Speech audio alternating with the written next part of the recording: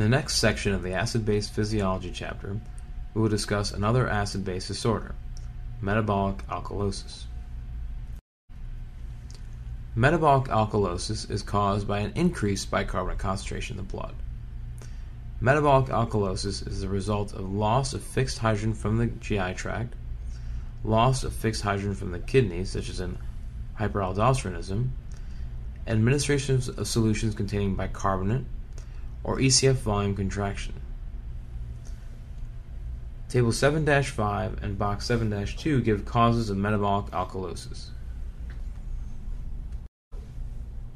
Once again, Table 7-5, outlining causes of metabolic alkalosis with examples and comments.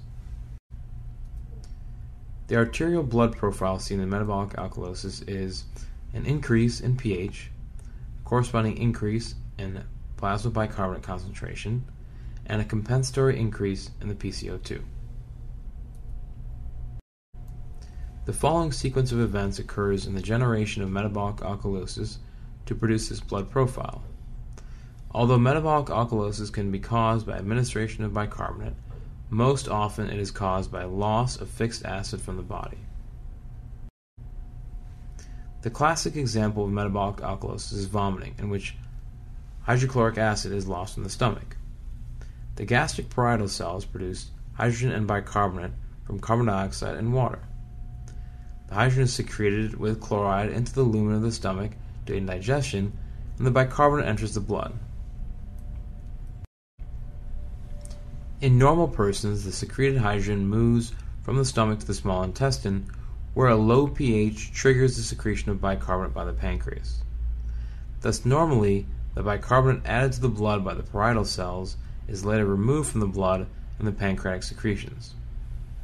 However, when vomiting occurs, hydrogen is lost from the stomach and never reaches the small intestine. Bicarbonate secretion from the pancreas, therefore, is not stimulated, and the bicarbonate remains in the blood, resulting in an increase in the bicarbonate concentration. The increase in bicarbonate concentration causes an increase in pH as predicted by the Henderson-Hasselbalch equation. As with metabolic acidosis, buffering occurs in both the ECF and the ICF. To utilize ICF buffers, hydrogen leaves the cells in exchange for potassium, and hypokalemia occurs. Respiratory compensation occurs in minutes. An increased arterial pH inhibits the peripheral chemoreceptors, which respond by causing hypoventilation. In turn, hypoventilation produces an increased PCO2, which is the respiratory compensation for metabolic alkalosis. As before, we can examine the Henderson-Hasselbalch equation to understand the compensation. The primary disturbance of metabolic alkalosis is an increased bicarbonate concentration that by itself would lead to a profound increase in pH. The respiratory compensation of the hypoventilation increases the PCO2. This tends to normalize the ratio of the bicarbonate to carbon dioxide system and leaves the pH close back to a normal range. The correction of metabolic alkalosis should be the most straightforward of all the acid-base disorders. Since the primary disturbance is increased bicarbonate concentration, restoration of acid-base balance will take place when the excess bicarbonate is excreted by the kidneys. This can be accomplished because the renal tubule has a finite reabsorptive capacity for filtered bicarbonate.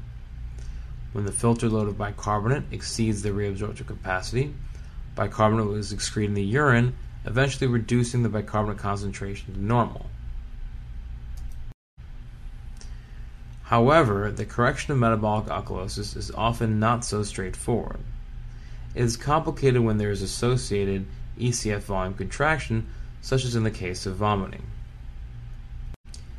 Ecf volume contraction produces three secondary effects on the kidney, all of which conspire to maintain the metabolic alkalosis in the form of a contraction alkalosis.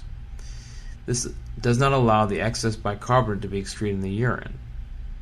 First, the Ecf volume contraction via the stalling forces causes increased bicarbonate reabsorption in the proximal tubule. Secondly, Ecf volume contraction via the renin-angiotensin II aldosterone system produces increased levels of angiotensin II. Angiotensin II stimulates sodium-hydrogen exchange and promotes reabsorption of filtered bicarbonate. 3. Increased levels of aldosterone stimulate secretion of hydrogen and reabsorption of new bicarbonate. These processes are outlined in Figure 7-11 on page 321 of the text. When combined, these effects, all of which are secondary to Ecf volume contraction, increase the bicarbonate concentration and maintain the metabolic alkalosis even when vomiting is stopped. Let's walk through a case to outline the clinical physiology. Metabolic alkalosis due to vomiting. A 35-year-old man is admitted to the hospital for evaluation of severe epigastric pain. For several days prior to admission, he has had persistent nausea and vomiting. On physical examination, he has mid-epigastric tenderness. His blood pressure is 120 over 80 millimeters of mercury when supine and 100 over 60 millimeters of mercury when standing. Upper gastrointestinal endoscopy reveals a pyloric ulcer with partial gastric outlet obstruction. The following blood values are obtained on admission.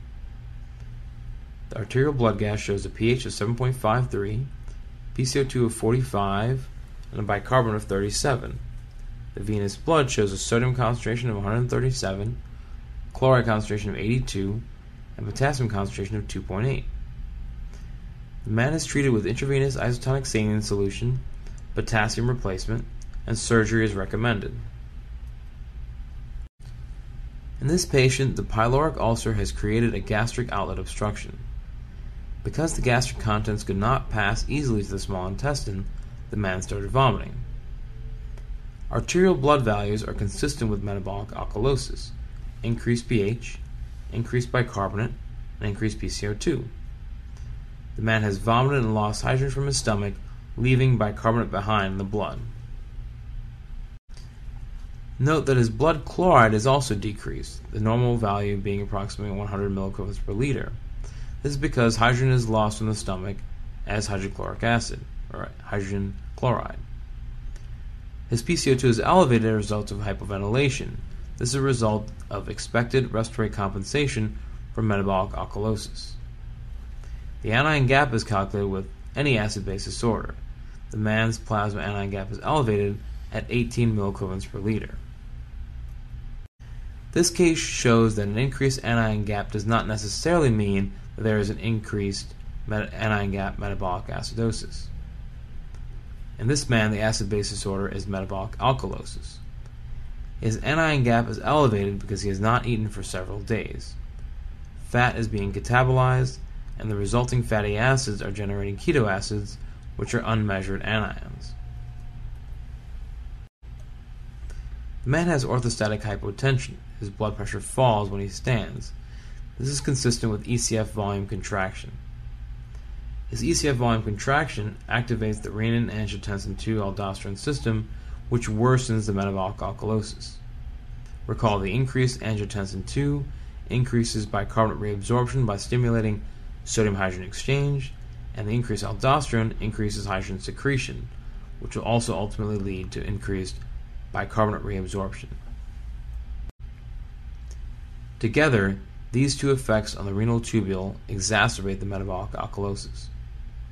To summarize the point, the loss of gastric hydrogen generated the metabolic alkalosis, and volume contraction maintained it by not allowing the excess bicarbonate to be excreted in the urine.